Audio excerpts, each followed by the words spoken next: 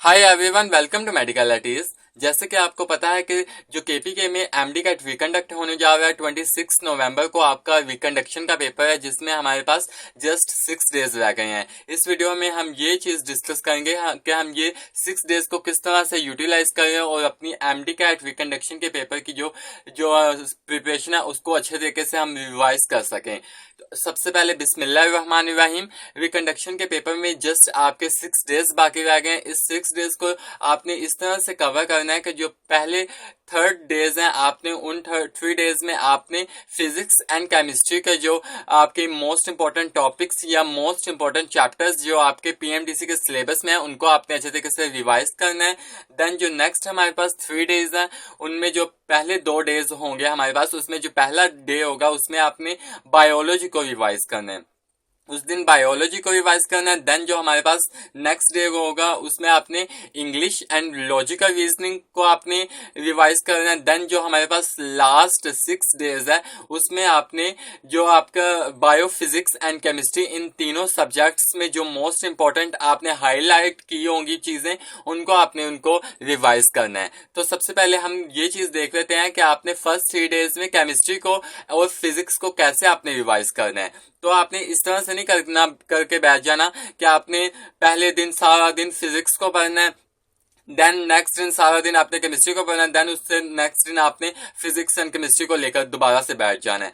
तो आपने इस तरह से पढ़ना है कि आपका जो पहला दिन है, जैसे कि आज से आपका पहला दिन स्टार्ट हो रहा है जो आपका 20 नवंबर है आज, तो आज आपने सबसे पहले फिजिक्स को, आज का हाफ डे जो आपका है उसमें आपने फिजिक्स के हाफ चैप्टर्स आज कर लेने हैं।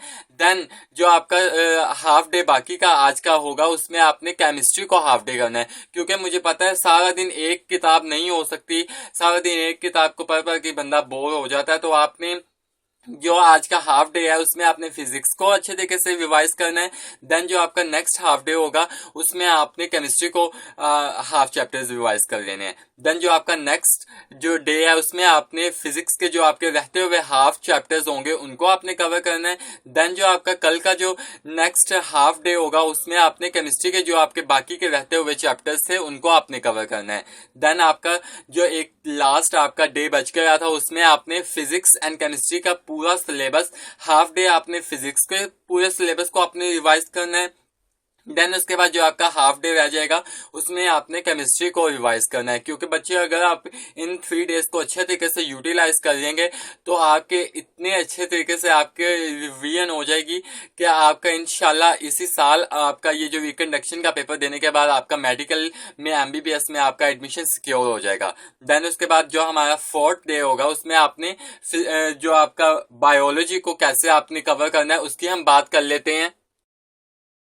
देन हम डिस्कस कर लेते हैं कि आपने 4th डे बायोलॉजी को कैसे आपने रिवाइज करना है। तो बायोलॉजी को आपने इस तरह से रिवाइज करना है कि सबसे पहले आपने मोस्ट इंपॉर्टेंट जो चैप्टर्स हैं आपके पीएमडीसी के सिलेबस में उसमें आपने सबसे पहले आपने अपनी प्रोविंशियल बुक्स को आपने अच्छे तरीके से फोकस करना है और उसमें जो आपने अच्छे तरीके से जो चीजें हाईलाइट की थी उनको रिवाइज करना है। देन उसके बाद आपके पास आ जाती है आपकी फेडरल की बुक्स। फेडरल की बुक्स में हमारे पास दोनों ही आपकी first year and second year की बुक्स आ जाती हैं। इसमें भी मैंने आपको बार अपनी वीडियोस में बताया है कि आपने फिजिक्स और केमिस्ट्री के लिए अगर आप फेडरल को नहीं भी पढ़ते तो काम चल जाता है, लेकिन बायो के केस में आपने फेडरल की बुक्स को लाजमी पढ़ना है। बायो में सबसे पहले आपने अपनी प्रोविंशियल बुक्स, लेट्स सपोज ये आपकी केपीके की आपकी प्रोविंशियल बुक है, इस सबसे पहले आपने प्रोविंशियल बुक को रिवाइज करना है अच्छे तरीके से। देन उसके बाद आपकी फेडरल की बुक्स आ जाती हैं। आपने फेडरल की दोनों बुक्स, फर्स्ट ईयर के जो टॉपिक्स हैं आपके पीएमडीसी के सिलेबस में एंड जो आपके सेकेंड ईयर के जो सिलेबस में आपके जो चैप्टर्स है उनको सबसे पहले आपने जो चीजें हाईलाइट की थी अपनी प्रिपरेशन में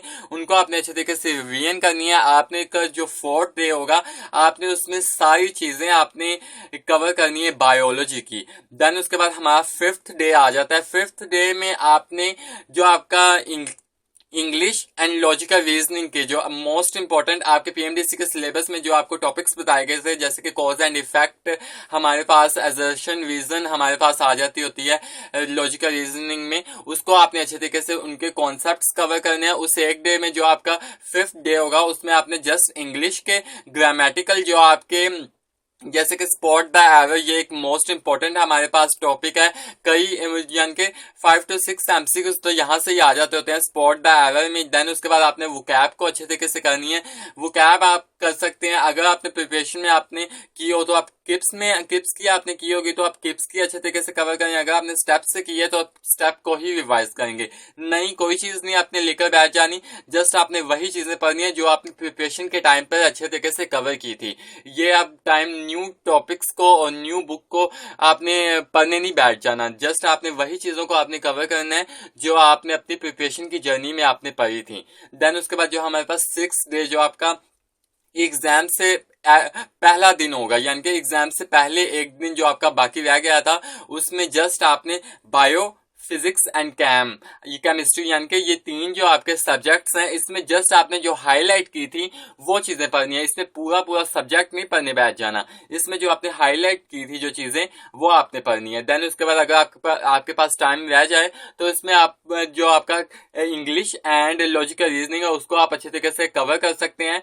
ये मैं आपको एक बात बताता चाहूँ कि अगर आपके पास लॉजिकल रीजनिंग को सॉल्व करने के लिए कोई आपके पास रिसोर्स नहीं है तो आपने 2022 का सिलेबस आपने पीएमडीसी का डाउनलोड नहीं करना, उनकी वेबसाइट पर जाके उस सिलेबस को आपने ओपन करना है। ओपन करेंगे तो वहां पे ना लॉजिकल रीजनिंग के जो आपका सेक्शन दिया गया है उसमें जो टॉपिक्स बताए गए हैं उनको अगर आप क्लिक करेंगे टॉपिक्स के नेम को तो वो आपको एक न्यू वेबसाइट पर ले जाएगा। पीएमडीसी के सिलेबस की मैं बात कर रहा हूँ, उसमें जो आपके पास लॉजिकल रीजनिंग का सिलेबस दिया गया है उसमें जो आपके टॉपिक्स के नेम जैसे कि कॉज एंड इफेक्ट के टॉपिक के नेम को आप क्लिक करेंगे तो आप एक न्यू वेबसाइट पे चले जाएंगे। उस न्यू वेबसाइट से ही आपके क्वेश्चंस बनेंगे।